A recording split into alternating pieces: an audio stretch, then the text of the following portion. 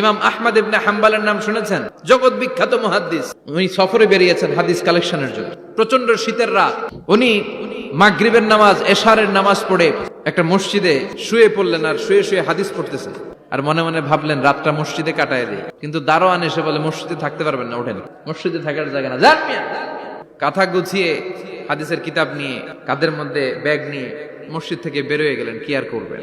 পথিমধ্যে দেখলেন বাজার একজন খাব্বাজ যুবক, রুটি বিক্রেতা। সে রুটি বিক্রি করে, চুলার মধ্যে রুটি সেকে। সে যে সালাম দিল, আসসালাম আলাইকুম, যুবক বলে ওয়ালাইকুম আসসালাম। আহমদ ইবনে হাম্বল বলে, যুবক, আমার যাওয়ার জায়গা নেই, সফরে বেরিয়েছি, খুব শীতে কষ্ট পাচ্ছি, রাতে যদি তোমার এই চুলা থেকে একটু আগুন পোহাই কোনো সমস্যা? যুবক বলে, না না, সমস্যা না, আহলান ওয়া সাহলান, খোশ আমদেদ, আসেন আসেন, আপনি আগুন পোহাইলে আমার সমস্যা কি?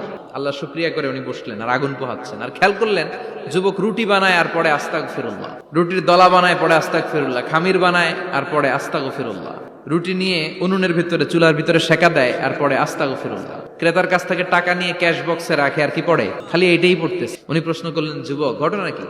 আসার পর থেকেই তোমারে দেখতেছি তুমি রুটি বানাও, রুটি বিক্রি করো আর পড়ো আস্তাগফিরুল্লাহ, মালাকা ইয়া শাবাব। যুবক বলে, আস্তাগফিরুল্লাহ আমার সবচেয়ে বেশি পছন্দের আমল, আমি সব সময় আঠার মতো ইস্তেগফারের সাথে লেগে থাকি আর সব সময় পড়তে থাকি আস্তাগফিরুল্লাহ, আর এর বদৌলতে আল্লাহ আমারে মুস্তাজাবুদ দাওয়া বানিয়ে দিয়েছে।